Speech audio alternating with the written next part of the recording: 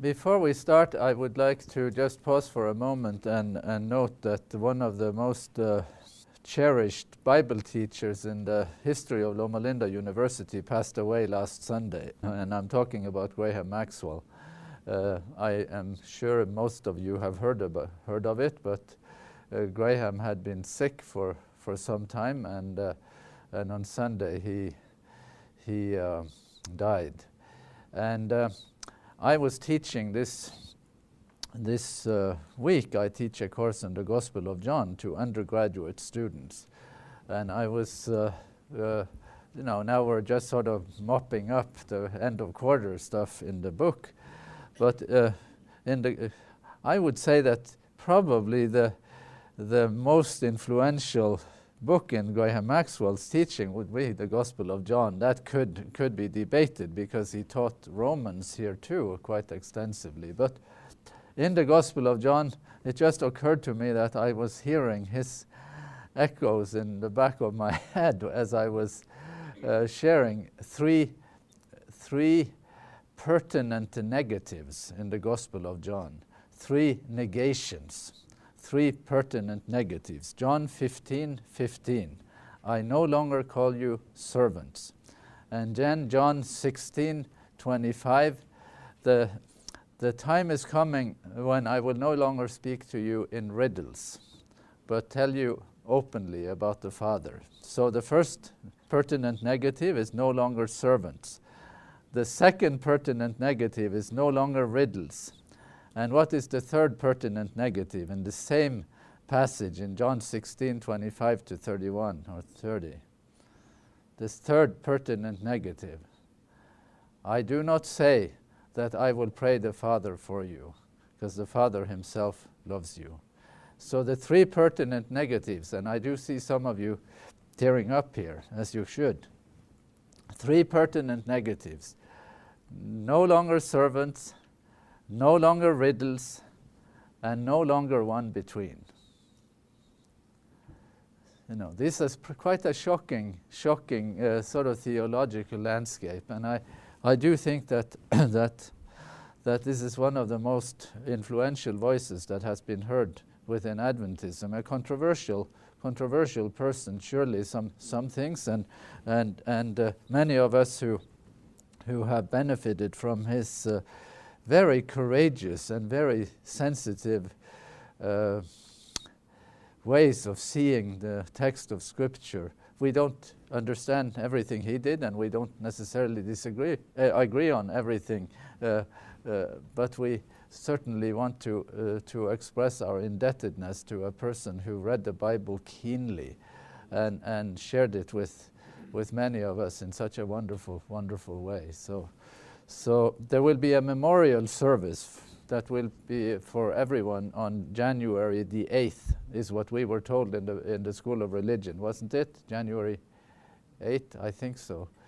And then, yes, you know.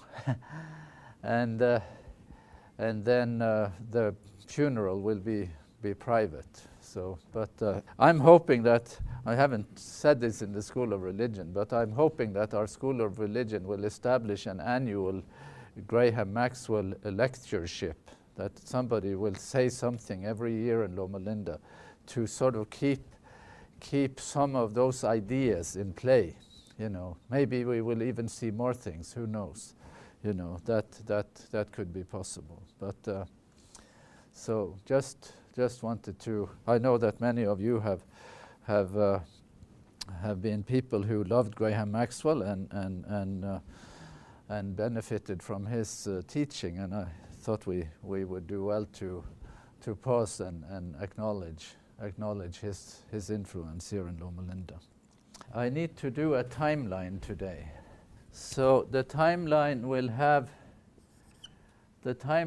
have Constantine, the Emperor Constantine, on it, and so we'll say that about 311 or something like that, 311, and then it will have 527 on it here, and I will put the Emperor Justinian here. Justinian. And then I will put the French Revolution here, because we're going to do a little history. French Revolution, what do you want as a date for the French Revolution? Well, 1789 is kind of when it starts, but it goes on and on for a while there. So the Emperor Constantine, the Emperor Justinian, I'm not sure exactly how useful he is here, except that he was not a very nice person. And sometimes one needs to remember those people too. So, just to put that up there and have it as a reference point for some things that I would like us to do, we will do less text today and a little more history, because we haven't done that much history. So, in Revelation, the story, the basic story that we read from chapter 12 to chapter 20, through chapter 20, is contained in Revelation, is sort of prefigured or summarized in Revelation 12, 13 to 17. Revelation 13 is an expansion on that summary in Revelation 12. And Revelation 17 to 19 is a further expansion on the message in Revelation 13.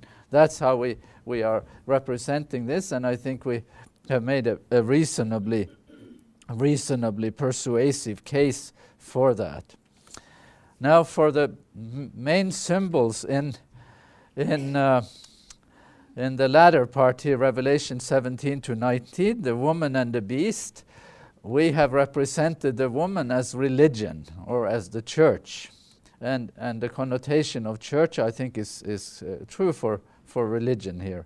And the beast, we have represented the beast as the state, as politics, as the political power. So you have a religious power, you have a political power here. Then the concept of Babylon, and we could have a longer list of features here for what Babylon represents, but let's say that politically it represents a centralized imperial power structure, the takeoff point. The takeoff point in Revelation 13, the beast from the sea, is a composite of the imperial powers that we have learned that we have become acquainted with in the Old Testament, and the climax of that is a Roman power, the Roman imperial power. So you have a centralized imperial power structure. What does it mean to be an emperor, generically speaking? What are you when you are an emperor, generically speaking? You're a ruler of many people, yes, and you rule often by conquest. You know, you have an expansionist kind of ideology. You know, I want to have more land, more. You know, you go broad, you go bigger. What else? You are a dictator, yes, you are a dictator. Can we expand on that a little more, just to get it down to its most generic configuration, you might say. So you are a dictator, and what's the opposite of a dictator?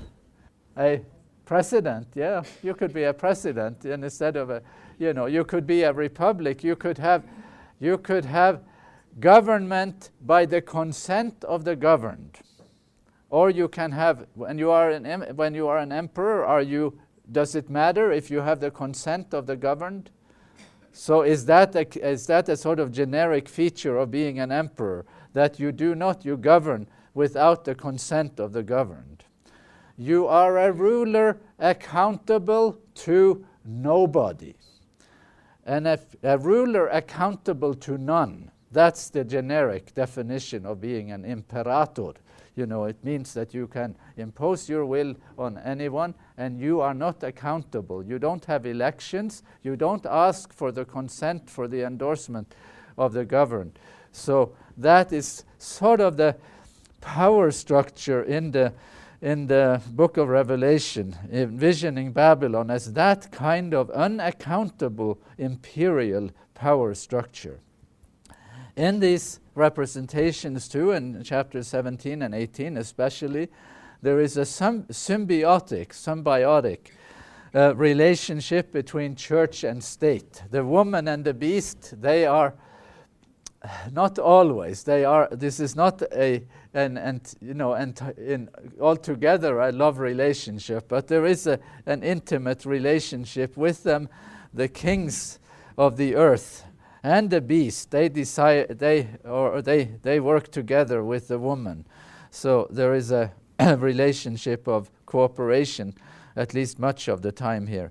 There is in Revelation 18 a predatory economic system, and Revelation critiques that system and predicts its downfall. And then there is also an ecologically unsustainable system in the world that Revelation depicts, and you see that in Revelation 11:18 and also in chapter 18 to some extent. So that's a summary, sort of a back review of what we did last time, but now I will have some comments. Yes, where did we get, where do we make the case for predation? That is a question, because there is much buying and selling, and what's wrong with that? So what would it be? What would it be in the text we read that could establish the case for a predatory system? They were buying and so it could be that you are carelessly buying and selling and not sort of seeing the bigger picture, not seeing the framework. That would work. That it is not the predation of the system that is the problem. It is that system is a preoccupation. That's what people are doing with their lives. That would be as in the days of Noah. But it could be dominant without being a predatory system. Is that? That's right. Yeah, it could be dominant without being a predatory system. So anything there in the text for the case for predation, that it is an exploitative system. Yeah. There. Okay. So in verse 13, you have the trading in in human beings, trading in bodies and the souls of men. So and then you have the notion. There is a sort of tendency in the text that some people are getting wealthy at the expense of others. That could be debated. I think the predatory element is that the Revelation pictures a slave economy. That the indictment comes at the end of the long list of things that you are trading, and on that list there is a trading in human beings, the souls of men. That is, in my thinking, the case, the most important point on a predatory or a slave economy. But that might not be settled yet. We'll have to do some more work on it. Any other comments? I think Melanie, did you have a comment? There is a tendency there. There is a tendency, and the grief afterwards at the collapse of this structure is that this somehow has served the benefit, or served to enrich somebody in a way that the book of Revelation finds objectionable. But maybe more work needs to be done on this, and we need to do it. There are a couple of books written on this, and I didn't give you the reference. There is a new book. There is somebody who. There are several books, but one person has done work that has been focused on this and has at least 2 books out. J. Nelson Crable, and he the last book he has published on this on Revelation 18 has just been published. And I bought it when I was in Atlanta now, but I haven't received it yet. But he has written a doctoral dissertation on the case for economic predation in Revelation 18, seeing Revelation 18 mostly as a description of imperial realities at the time of John, first century imperial realities. He doesn't see it, in the sort of pan-historic scope that we have been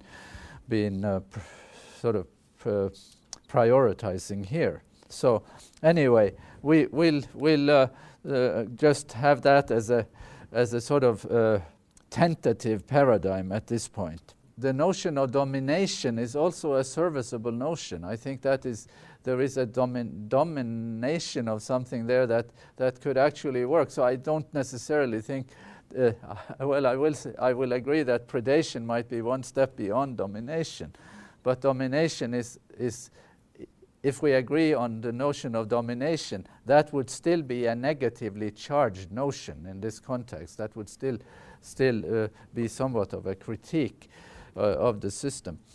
Well, what I wanted to do, I would like to read some quotations from Lord Acton's, Sir Harold Acton's book, Essays in Freedom and Power.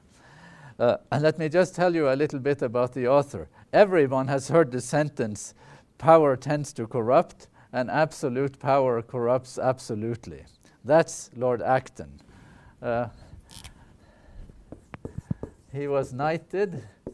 His name was Harold Acton, I think, and so he is also, you can call him Sir Harold Acton.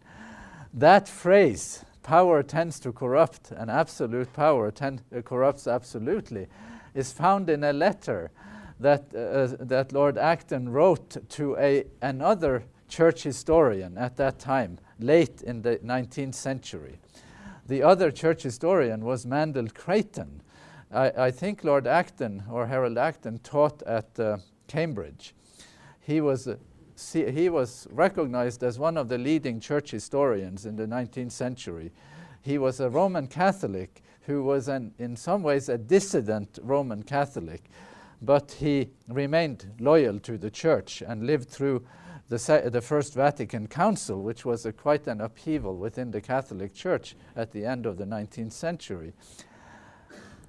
About his contemporary in the Protestant circles, his name was Mandell Creighton. Mandell Creighton. And if you download the book, when I send you the link, you can see this. This correspondence is preserved at the end of the book. But Mandell Creighton had written a history of the Reformation from a Protestant point of view. But Lord Acton felt that Mandell Creighton's way of writing history about the Protestant Reformation was way too lenient on the Catholic Church. So the Catholic faults the Protestant for not being sufficiently critical of that history and the abuse of power that he saw within the Catholic context. He has some really juicy statements in that letter.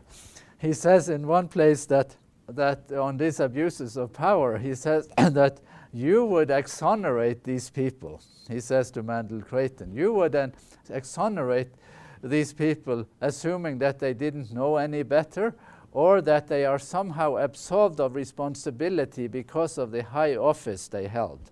You would exonerate these people for those reasons.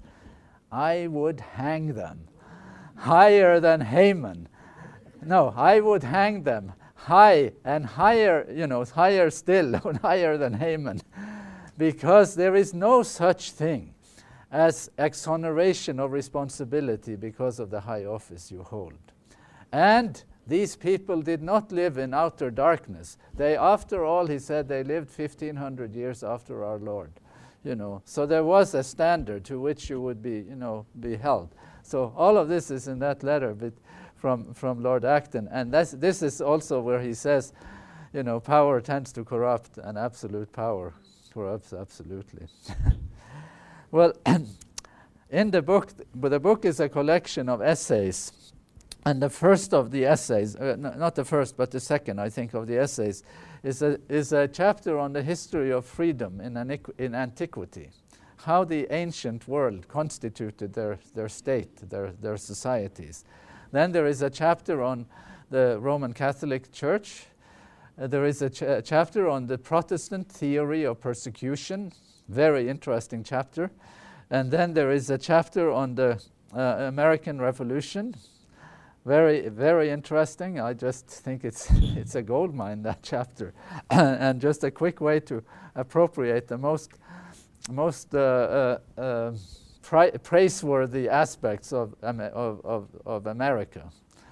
And then And then there is a chapter on the causes of the French Revolution. And then there is a chapter on the 19th century and conflicts with Rome in the 19th century.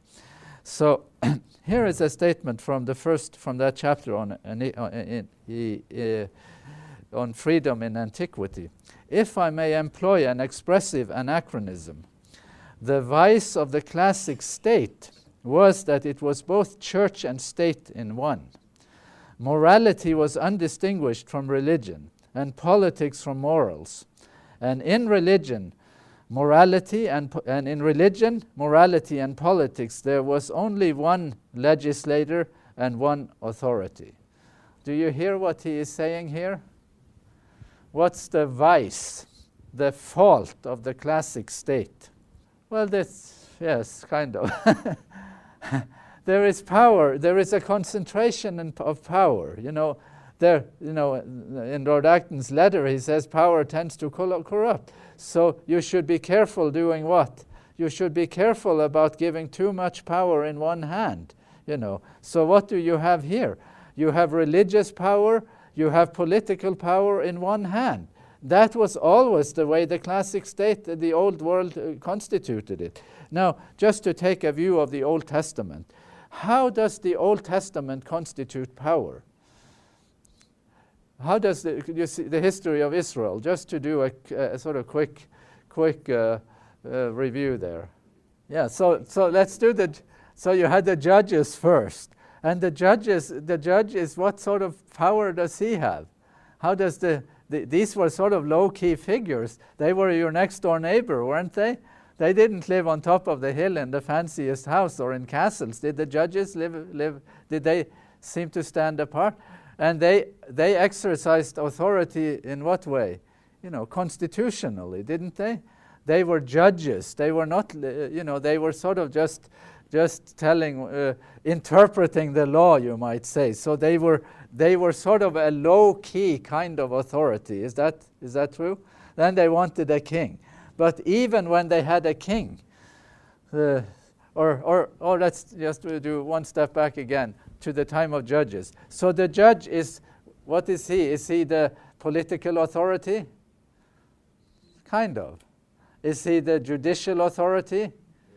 Kind of. Already a risky proposition. You have the political and the judiciary in one.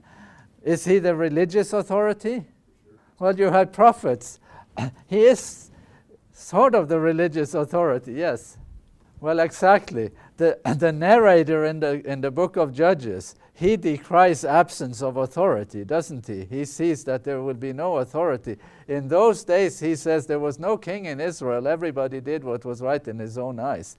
So the narrator in the book of Judges, he thinks what? We need a king. He thinks that the monarchy will be better. So that that you need a sort of central authority. Now, we haven't said everything about how society was constituted in the Old Testament, because there is a bit of a separation of powers there, even in the time of Judges. Who is the priest? The priesthood. So how is it separated? The king comes from one tribe, and the priest comes from another tribe. Isn't that true? The kings are always from the tribe of Judah. The priests are always from the tribe of Levi. They are not the same tribe. There is a rudimentary separation of powers in the Old Testament, in the time of Judges and in the time of the kings, in the time of the monarchy. Now, I have confused my students in God and human suffering on this one, but we can try to... it has some usefulness at this stage. There is a king in Israel who really tries to leapfrog and to abolish that system. And the books of Chronicles and Kings remembers that king and really thinks bad of him. Who is that? There was a king who tried to sort of dismantle the separation of powers in ancient Israel. King Jeroboam. King Jeroboam, yes. After the reign of Solomon had a very oppressive reign. He is the prime example in the Old Testament of the corruption of power, that power tends to corrupt, and kingly power can corrupt in really, really bad ways. He levied a very heavy tax burden on people, and when he was dying, people said, we are not going to have another king like that. So they asked the son, are you going to be a nicer king or aren't you? And the old guys, they said, now you really need to give some tax relief here. And the young guy said, what we need is more taxes. And the people said, we are not going to have you as king. And so 2 tribes stayed with how do you say it in English? Rehabeam, or yeah, with David's son, and the other 10 tribes, they went with Jeroboam. But Jeroboam is the quintessential power figure of the ancient world, because he will control what? He will control the kingship. He will appoint the priests, whoever he wants. They will be on his payroll. And he will tell people where they will worship. He makes a new religious calendar. He makes new sites of worship. And though these things seem archaic to us, there is really in the Bible no better example of the concentration of powers that you find in Jeroboam. And you have that story in 1 Kings 13 about those 2 prophets who come there, and we're not going to do that anymore. Jeroboam is a kind of example of what Lord Acton is describing here about the concentration of powers, and especially where religious power and political power end up in one hand. Going on, reading on in Lord Acton on power in the ancient world, the only resource against political disorders that had been known until then was the concentration of power. Solon. Who was Solon? Solon was the great statesman in ancient Athens. He precedes Socrates. He lives in the 5th or 6th century BC.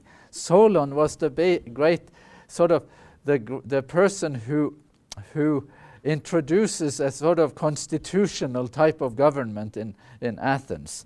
Solon, in contrast to the old tendency where you manage to keep things in order by concentrating power, Solon is saying we can achieve it better by distributing power. So Solon undertook to effect the same object, stability in society, by distribution of power.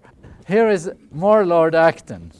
If the distribution of power among the several parts of the state is the most efficient restraint on monarchy, the distribution of power among several states is the best check on democracy.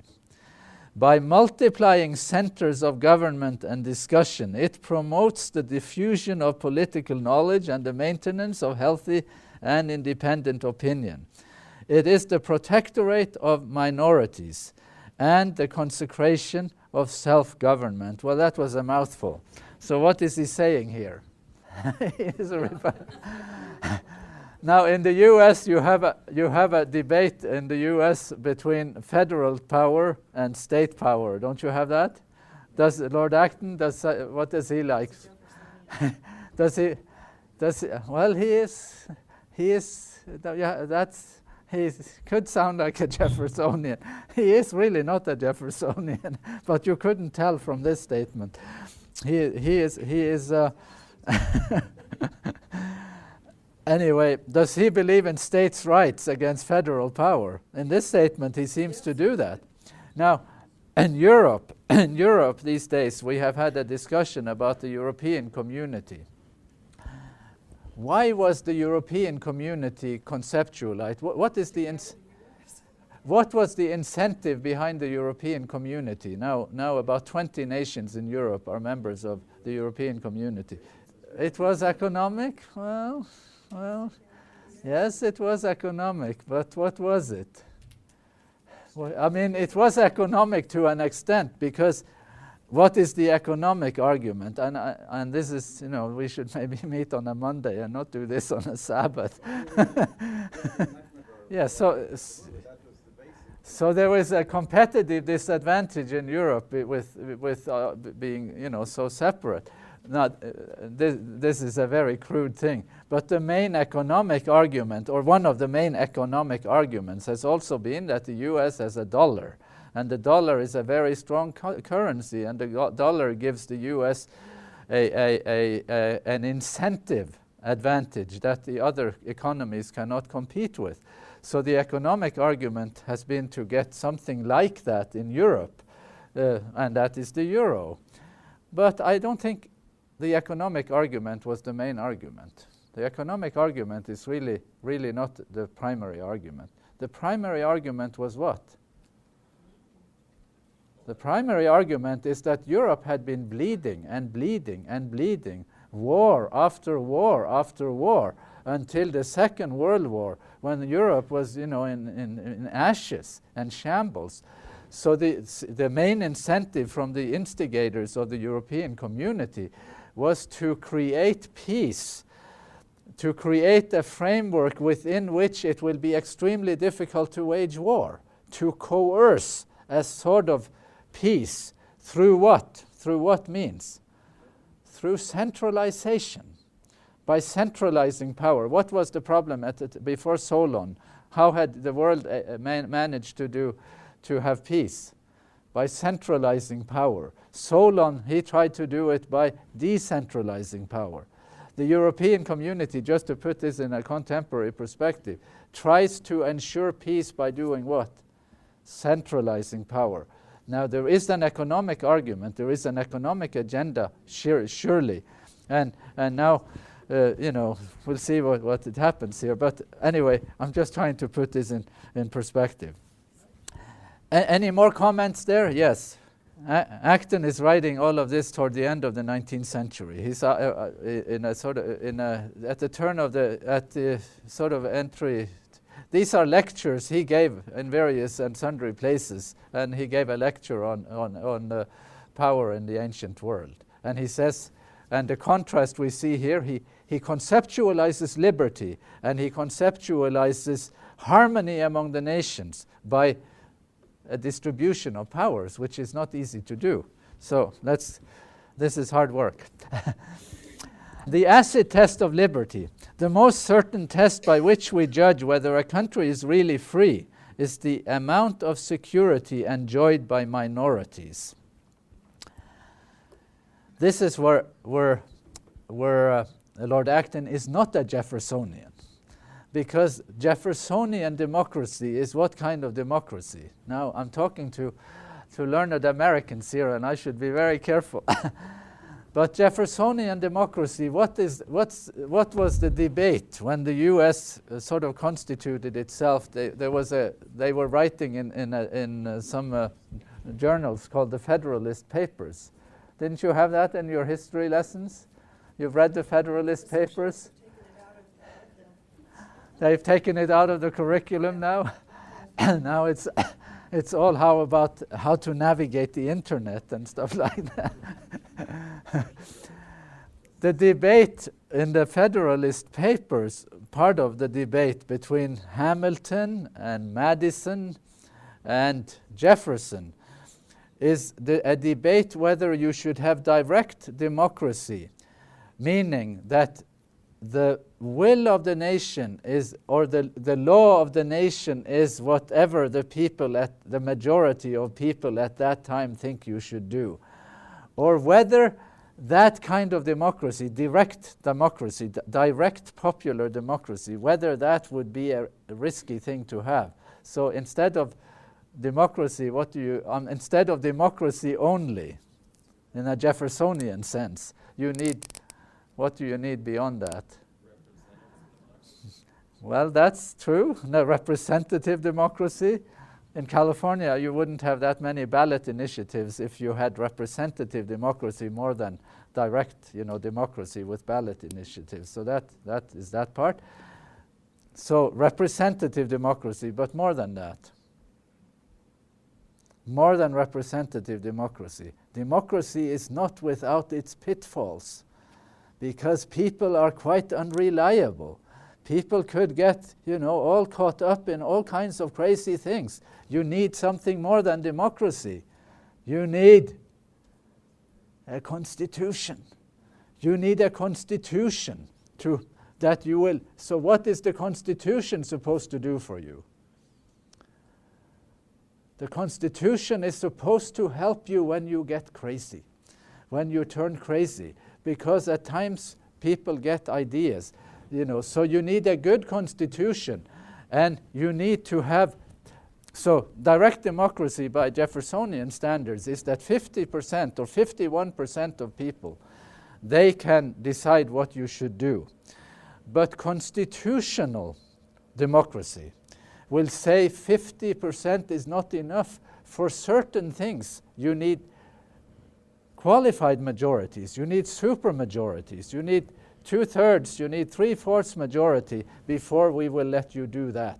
You will still have democracy, you will still have the rule of the people, but the people themselves have decided that I am a very unreliable person. I am a very irresponsible person. Who knows what I could get myself into? I need to be protected against my own will sometimes. And so you have a constitution and you have qualified majorities. You see what I'm trying to say here? And Jefferson, this is the difference between Jefferson and Hamilton, because Jefferson wants to have a simple majority, that's good enough for him. And then the will of the people, whatever that will might be.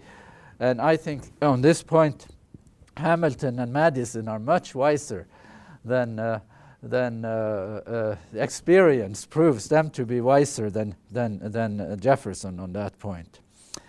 And liberty, says Lord Acton, is not a means to a higher political end. It is itself the highest political end. And this is again something that we wrestle with in our course on God and human suffering. To what extent, where we should place freedom on our scale of values, and how high does freedom go on the scale of values in the Bible, in the cosmic conflict story. Here Lord Acton says that liberty is not a means to a higher political end. It is really a value way up there, that you embrace come what may, just about. This sentence here I would like to explain.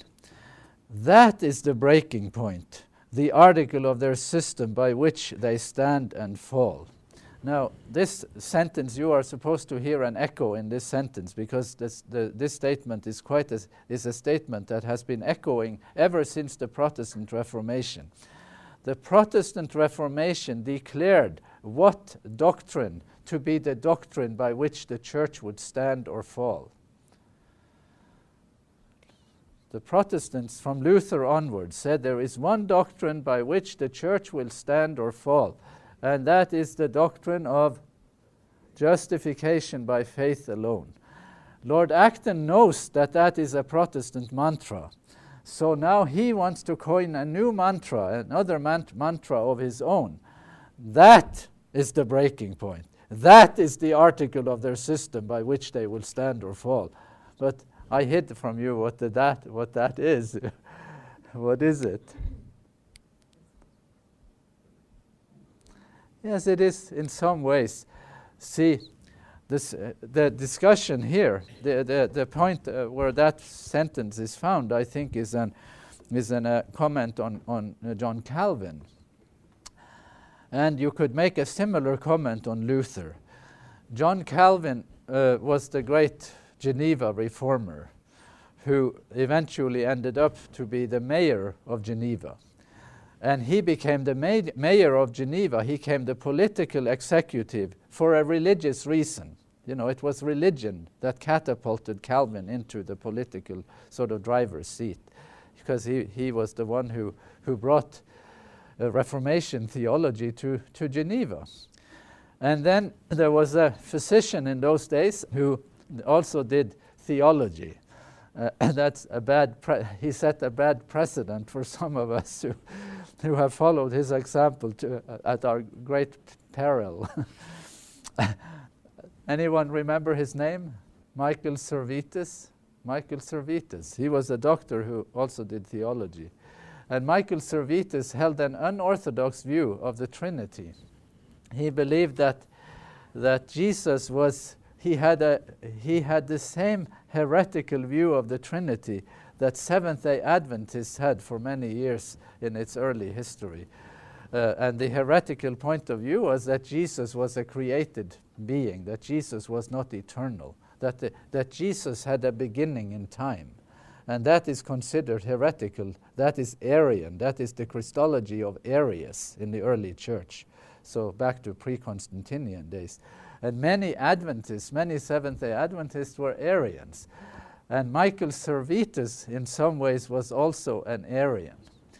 And when Calvinist historians write up this, they want to blame Servetus for being killed by Calvin because Servetus was executed by Calvin, because Servetus should never have gone to Geneva, because he should have known that he would, put his life in danger, instead of saying that Servetus can come to Geneva with his Arian theology and walk in and out of Geneva, and you can disagree with him, but you can't kill him.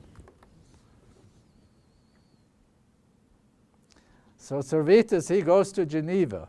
And the city council of Geneva, they arrest him, and they find him guilty, and he will not recant.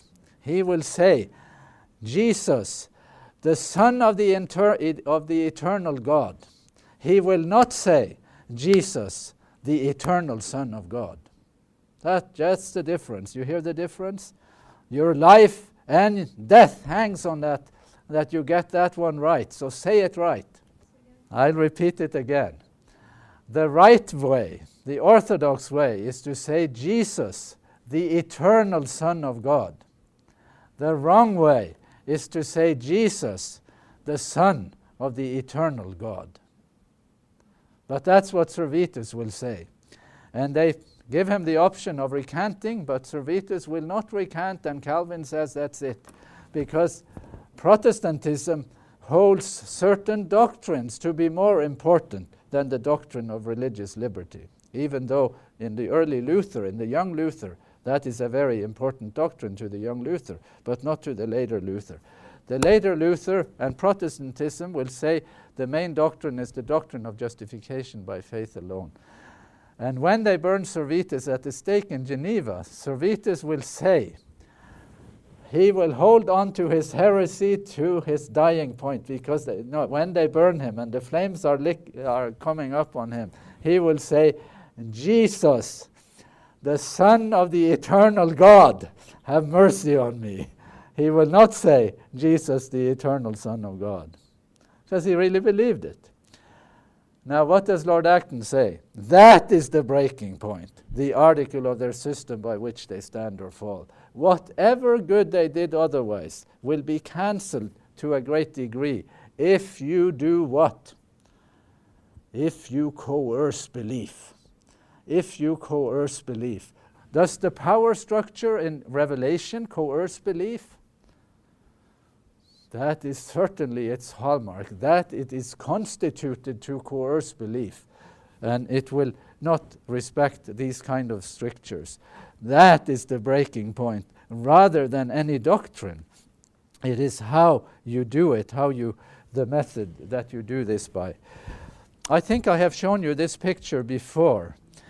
This is the Chamberlitas. Some of you have seen it, haven't you? Some of you been in Istanbul? How many of you have been in Istanbul? And you have seen it, Gerald? You wanted to climb it. You've seen it also? Yeah.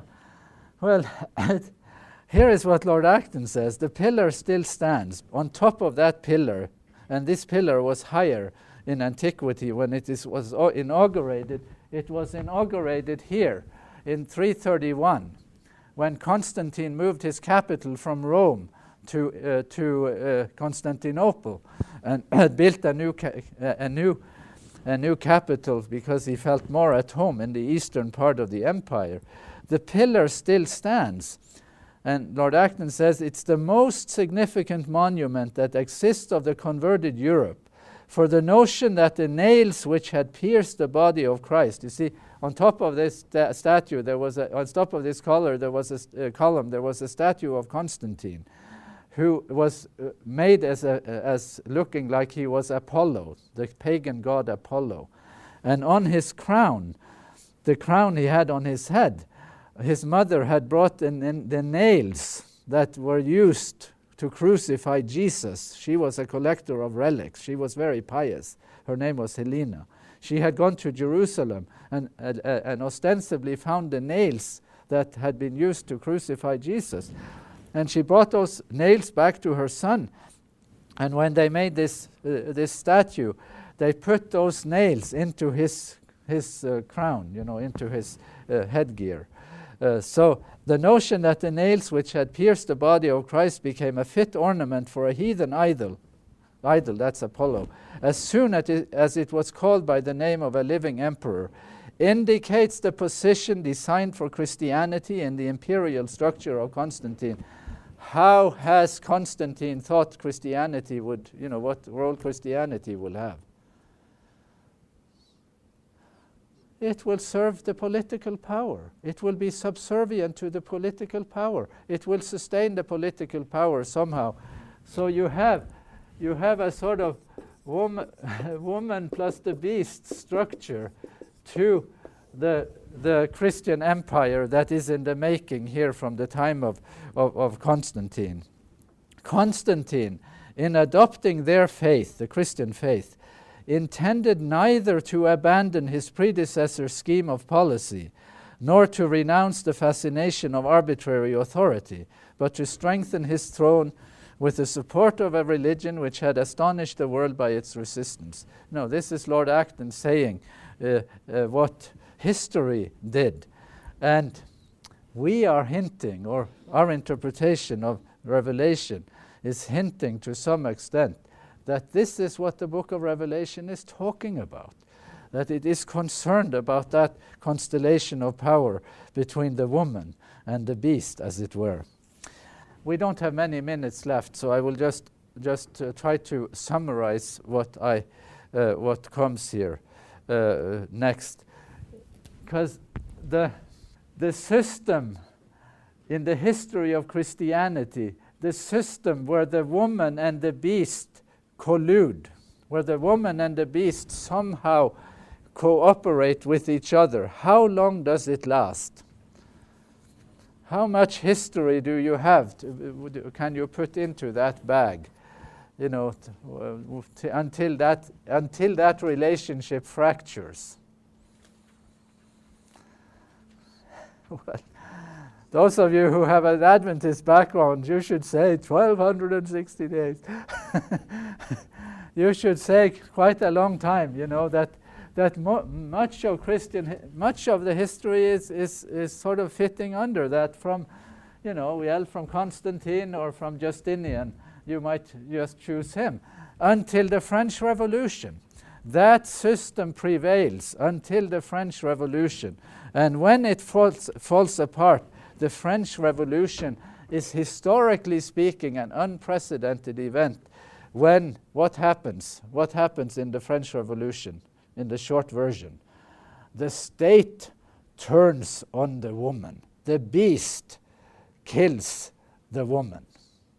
The beast turns on the church. The beast becomes the church in some ways, because with the French Revolution, you have a state that aspires to arrogate to itself the role of religion. Not state plus church, but the state as church.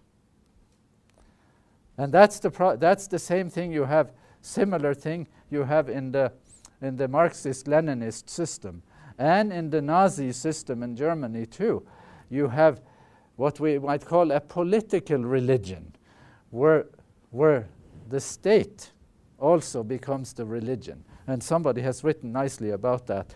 But in the system here in France, prior to the French Revolution, and you can look at these slides at your leisure, during the rule of King Louis the 14th, who is revered, and many of us go to Versailles and take pictures of Versailles. But we should, when you go to Versailles, and look at what they did. You should not take pictures. You should go to the police and report it to the police and ask for those people who did that to be sent into the penitentiary. That's what you should do. During the rule of Louis XIV, 6 million people in France died of starvation. It was a predatory system. It was an unconscionable system that, he says at the end here, that because people admired this person and his chief of staff was a cardinal, the admiration with which he inspired the most illustrious men of his time denotes the lowest depth to which the turpitude of absolutism has ever degraded the conscience of Europe. That's how one should see it. Europe exported its method of governing to the overseas territories. This is looking at pre-revolutionary times. Absolutism, bureaucratic centralism, military and police rule, religious intolerance. Then there is a rethinking of freedom that in some ways he says it owes to factors in the 17th century, but I would say that it owes long before the 17th century. In the New Testament, the figure of Jesus conceptualizes freedom for the Christian believer in a way that did not need to wait for the 17th century to come along. And then, these we don't have time for, because I really don't want to go back to this, so you can read it on your own. I just want to say about your world, the American world. This statement from Roger Williams, and we will end here. An enforced uniformity of religion throughout a nation or civil state confounds the civil and religious, the political and religious, denies the principle of Christianity and civility, and that Jesus Christ is come in the flesh. So what is Roger Williams doing? He was the founder of Rhode Island. He built his ideal in a city called Providence. What lovely things you have in American history. Wouldn't we all have loved to be part of this and see this enormously beautiful project where somebody understands the notion of liberty and how these things, religion and politics, need to be kept separate, to the point that he will say, most people will say, well, the Protestants all believe that Jesus came in the flesh. The Roman Catholics all believe that Jesus came in the flesh. But Roger Williams will say that anyone who practices coercion in the name of Jesus has denied that Jesus has come in the flesh. That's a completely different criteria. That is rewriting the history of Christianity from the ground up. And that is rewriting the history of Christianity along the lines of the ideals that you find in the book of Revelation. This is very radical stuff, as you can see. And next time we will do Revelation 19, and you will think about these things, and you will come with weighty disagreements. The assignment then, as we meet 10 minutes earlier next time, the assignment is to make up your mind whether the rider on the white horse whose robe is dipped in blood, your assignment is to decide whose blood his robe is dipped in. And so I apologize for this sideshow here, but it seemed to me we needed to do some history here, and Lord Acton is worthy of your attention.